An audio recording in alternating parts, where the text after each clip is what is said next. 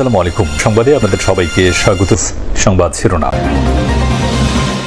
মালয়েশিয়ায় প্রধানমন্ত্রী তারেক রহমান ও আনোয়ার ইব্রাহিমের বৈঠক, শ্রমবাজার সম্প্রসারণ ও অবৈধ অভিবাসীদের বৈধতা দেওয়ার আহ্বান, আসিয়ানে অন্তর্ভুক্তিতে সহায়তা চাইল বাংলাদেশ।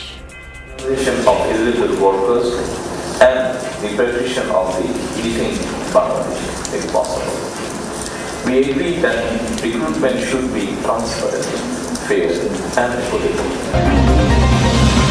দালালদের মাধ্যমে নতুন করে দেশে ঢুকছে রোহিঙ্গারা, ঢল সামলাতে ক্যাম্পে দোতলা ঘর। টিয়া পয়সা শোনা ফাতে জিন আসিল বাসা কিনে এর গো তুনেলি বিষয় তিন বেশি কিনে এর তারা টিয়া দিও না আর সুগুলো জাম্বা চাকে দাসি বারমায়া লইয়ে কিছু বাঙালি কিছু নি। প্রত্যাবাসনকে অগ্রাধিকার দিচ্ছে সরকার, রাতে মাঠে নামবে আর্জেন্টিনা।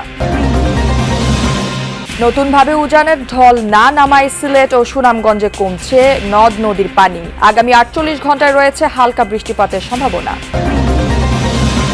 মালয়েশিয়ায় দ্বিপাক্ষিক বৈঠক করেছেন প্রধানমন্ত্রী তারেক রহমান ও আনোয়ার ইব্রাহিম। পরে যৌথ ব্রিফিংয়ে তারা দুই দেশের সম্পর্ক আরও জোরদারে কাজ করে যাওয়ার অঙ্গীকার করেন। শিক্ষা, কৃষি, পর্যটন, সংস্কৃতি সহ বিভিন্ন ক্ষেত্রে দুই দেশের একসাথে কাজ করার সুযোগ আছে বলে জানান আনোয়ার ইব্রাহিম। এ সময় তারেক রহমান বাংলাদেশিদের জন্য শ্রমবাজার সম্প্রসারণ এবং অবৈধ অভিবাসীদের বৈধ করার আহ্বান জানান। সহায়তা চান রোহিঙ্গা প্রত্যাবাসন ও আসিয়ানে অন্তর্ভুক্তির বিষয়ে। মালয়েশিয়া সফরের দ্বিতীয় দিনে প্রধানমন্ত্রী আনোয়ার ইব্রাহিমের সাথে দ্বিপাক্ষিক বৈঠক করেছেন প্রধানমন্ত্রী তারেক রহমান। এ সময় একটি সমঝোতা স্মারক সই ও দুটি নোট বিনিময় করেন তারা। প্রায় ঘণ্টাখানিক বৈঠক শেষে যৌথ সংবাদ সম্মেলন করেন দুদেশের প্রধানমন্ত্রী। দুদেশের মধ্যে সম্পর্ক উন্নয়নে গুরুত্ব দিয়ে বাংলাদেশ থেকে আরও শ্রমিক নেওয়ার আহ্বান জানান তারেক রহমান।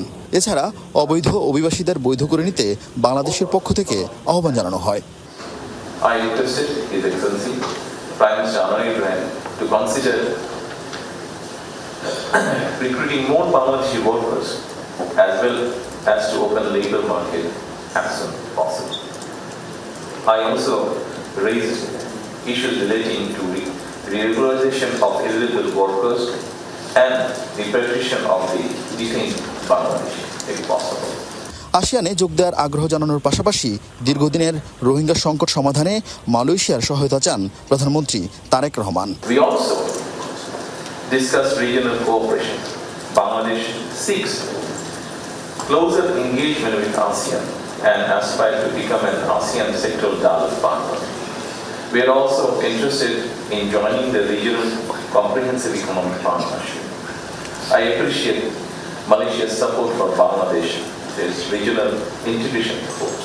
এ সময় মালয়েশিয়ার প্রধানমন্ত্রী আনোয়ার ইব্রাহিম বলেন, শিক্ষা, পর্যটন, সংস্কৃতি ও কৃষি ক্ষেত্রে দুই দেশ একসাথে কাজ করার সুযোগ রয়েছে।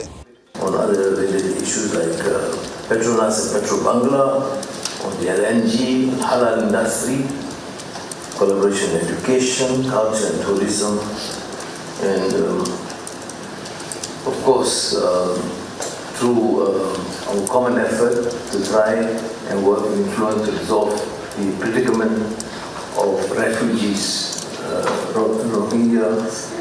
তারেক রহমানের মালয়েশিয়া সফরের দ্বিতীয় দিনে বাংলাদেশ সরকার প্রধানকে নিজ কার্যালয়ে স্বাগত জানান দেশটির প্রধানমন্ত্রী আনোয়ার ইব্রাহিম। এ সময় লাল গালিচা সংবর্ধনা দেওয়া হয় তারেক রহমানকে। গার্ড অব অনার গ্রহণ করেন প্রধানমন্ত্রী তারেক রহমান ও তার সহধর্মিণী ডাক্তার জুবাইদা রহমান। পরে দুই নেতা কিছু সময় একান্তে কথা বলেন।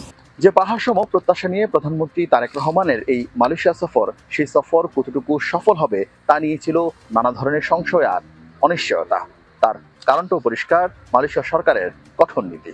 তবে প্রধানমন্ত্রী তারেক রহমানের সঙ্গে মালয়েশিয়া সরকারের প্রধানের আন্তরিক বৈঠকে সেই অনিশ্চয়তার মেঘ অনেকাংশে কেটে গেছে বলে মনে করছে ঢাকা। প্রধানমন্ত্রী তারেক রহমান এই মালয়েশিয়া সফরে এসেও প্রাধান্য দিয়েছেন সবার আগে বাংলাদেশ নীতি। বার্তা পরিষ্কার, তার সরকারের অন্যতম প্রধান লক্ষ্য অর্থনৈতিক পুনর্গঠন। বিশ্বকাপে নিজেদের দ্বিতীয় ম্যাচে আজ অস্ট্রিয়ার বিপক্ষে মাঠে নামবে লিওনেল মেসির আর্জেন্টিনা। জয় পেলেই নিশ্চিত হবে রাউন্ড অফ 32। অন্তত 3টি নতুন রেকর্ড গড়ার সুযোগ LM10 সামনে। জয় দিয়ে পরের পর্ব নিশ্চিত করতে চায় অস্ট্রিয়াও। ম্যাচ শুরু হবে বাংলাদেশ সময় রাত 11টায়। যুক্তরাষ্ট্র থেকে মুজনেবিন তারেকের পাঠানো প্রতিবেদনে বিস্তারিত। কোনো খেলাই সহজ নয়, কিন্তু আর্জেন্টিনা এটাকে একদম সহজ বানিয়ে ছেড়েছে। উক্তিটি ডাচ তারকা ভার্জিল ফন ডাইকের। মেসির হ্যাট্রিকে আলজেরিয়ার বিপক্ষে উড়ন্ত সূচনা পাওয়া আলভি সেলেস্তারা এভাবেই সমীহ আদায় করে নিয়েছে প্রতিপক্ষ শিবিরের। অস্ট্রিয়ার বিপক্ষে নিশ্চিত ফেভারিট হিসেবেই মাঠে নামবে বর্তমান বিশ্ব চ্যাম্পিয়নরা। তারপরও সতর্কতার কমতি নেই কোচ লিওনেল স্কালোনির, বিশেষ করে ডিফেন্স লাইনে। মন্তিয়ালের ইনজুরি দরজা উন্মুক্ত করেছে মলিনার, ফিট হয়ে উঠেছেন তাগলিয়াফিকো। সঙ্গে রোমেরো ও তামিন্দিরা প্রস্তুত থাকলেও চিন্তায় ফেলেছে প্রতিপক্ষের দীর্ঘদেহী আক্রমণ ভাগ।